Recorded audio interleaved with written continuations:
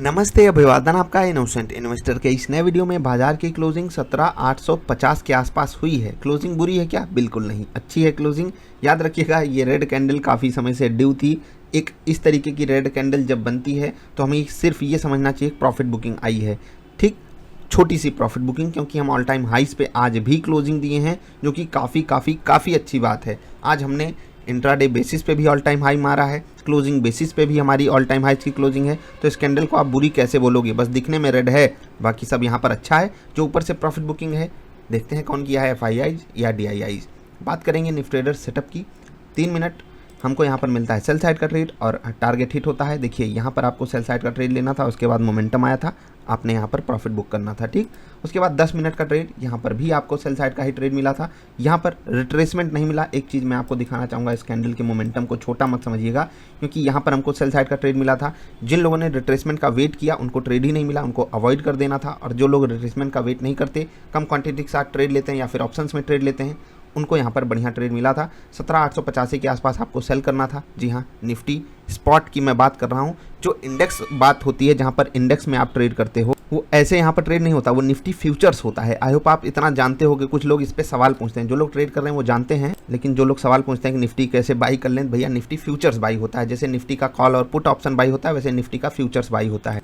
यहाँ पर आपको सेल साइड का ट्रेड लेना था 17,885 के आसपास, और यहाँ पर आप लो देखिए 17,860, यानी कि 25 पॉइंट का मोमेंटम इसने दिखाया था। हमें 20 पॉइंट पकड़ना होता है। अब ये 20 पॉइंट की अहमियत मैं आपको कई बार समझा चुका हूँ, अभी समझाता हूँ। 17,900 की पुट आपको खरीदनी थी 3 मिनट की कैंडल पे, जो कि आपको बहुत प्यारा ट्रेड मिला यहाँ पर 125 रुपये के आसपास। यहाँ पर मेरा एवरेज था 125 रुपये 66 पैसे के आसपास। क्वांटिटी काफ़ी बढ़िया हमने ली यहाँ पर, और उसके बाद जब पुट खरीदा तो टारगेट यहाँ पर बड़े प्यार से आया। दिक्कत एक हुई मुझे ऑप्शन ट्रेड में, कौन सी? 17,800 की जब हमने पुट खरीदी 10 मिनट की कैंडल पे, हमको यहाँ पर ट्रेड मिला था।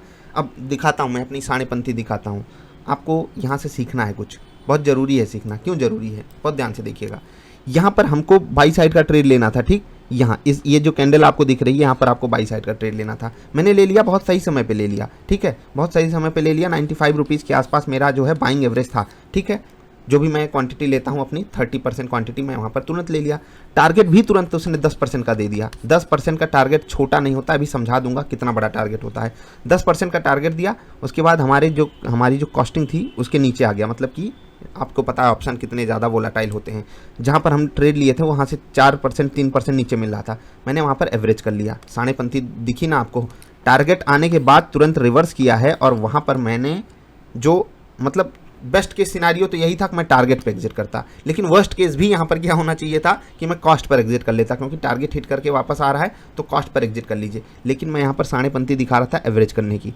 एवरेज किया, उसके बाद आपको पता है स्टॉप लॉस देना पड़ा। अब यहाँ पर मैंने अपनी गलती केवल और केवल इसलिए शेयर की कि हो सकता है आप भी ये गलतियाँ करते हो, तो बाजार आपको सबक देगी। कभी कभी आपकी साढ़ेपंथी काम आ जाती है, लेकिन अगर आप रूल से भटकोगे तो कहीं के नहीं बचोगे। अगर हम रूल पे होते तो आज भी हमारे ऑल टारगेट हिट थे, ऑप्शंस में भी दोनों और फ्यूचर्स में भी दोनों टारगेट हिट होते। लेकिन साढ़ेपंथी यहाँ पर काम नहीं आई। अब बता देते हैं 10% की अहमियत क्या है। 100 रुपये का आप कॉल ऑप्शन खरीद रहे हो, 50 क्वांटिटी लेनी पड़ती है, 5,000 रुपये आपको देने पड़े। ठीक है, अब ये 5,000 में अगर आप 500 रुपये कमाते हो, ठीक है, मैं मान लेता हूँ आपको 150 रुपये चार्जेस देने पड़ रहे हैं, जो कि मैं ज़्यादा बता रहा हूँ, तो भी 350 रुपये आपके। 3.5% नहीं, सॉरी 7% आपके। 7%, ये अगर आप 10,000 पे कैलकुलेट करोगे 700 रुपये होते हैं, उसी हिसाब से मैंने 7% यहाँ पर कैलकुलेट किया।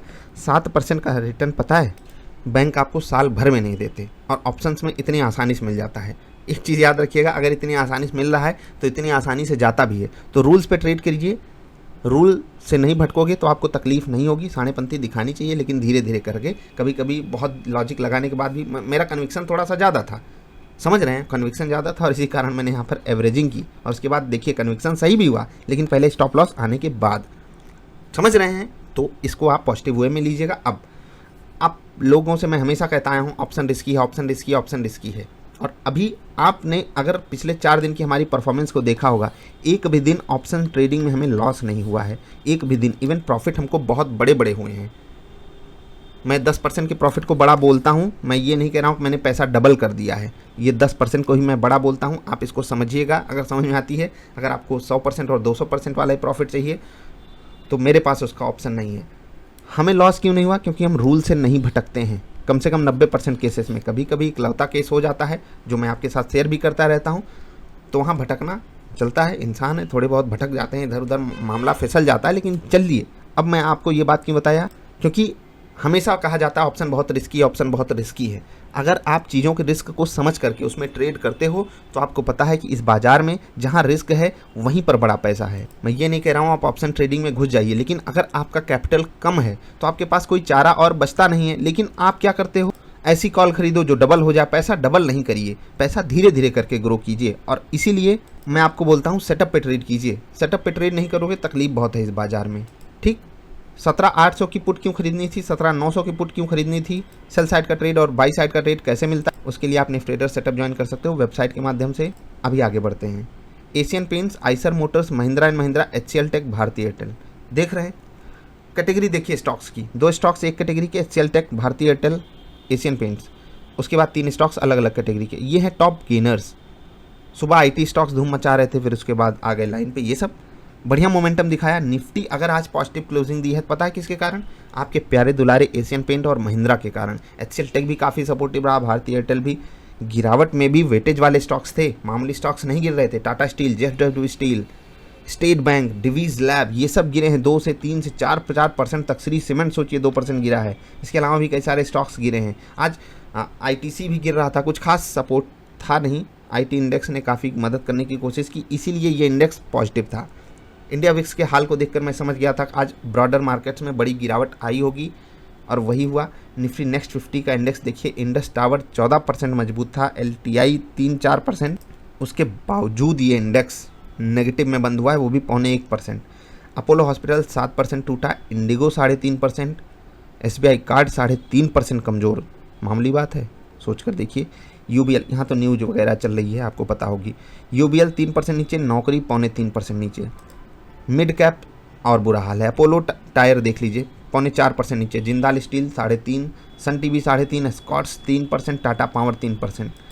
निफ्टी बैंक आज मजबूत था, किसके कारण, देख लीजिए। HDFC बैंक अकेले संभाल के बैठा है निफ्टी बैंक को। जब दादाजी मजबूत हैं तो सब कमज़ोर हो जाओ, कोई दिक्कत होती नहीं है। देख रहे हैं सब 2-2%, 3-3% गिरे हैं, कोई फ़र्क नहीं है। स्टेट बैंक, क्या इज्जत है भाई तुम्हारी, क्या इज्जत है दोस्त, तुम 2% गिरे हो। HDFC बैंक मात्र 0.25% ऊपर है और इंडेक्स को ग्रीन में बंद करवा लिया।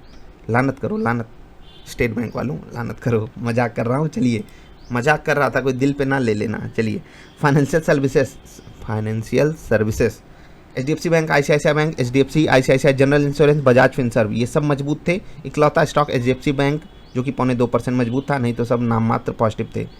गिरावट में PFC, state bank, Shriram transport, axis bank, Mahindra finance सब गिरे हैं 2-2%। एक तरफ से लाइन लगाए हैं 2-2% गिरावट की। तो आज का दिन अच्छा था। टॉप मूवर्स की लिस्ट मैंने आपको बताई।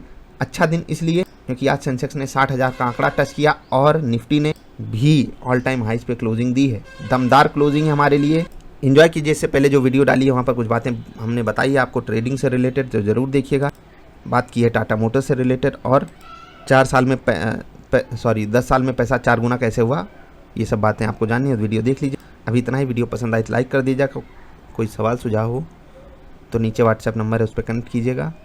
अभी इतना ही, जल्दी मिलते हैं, नमस्कार।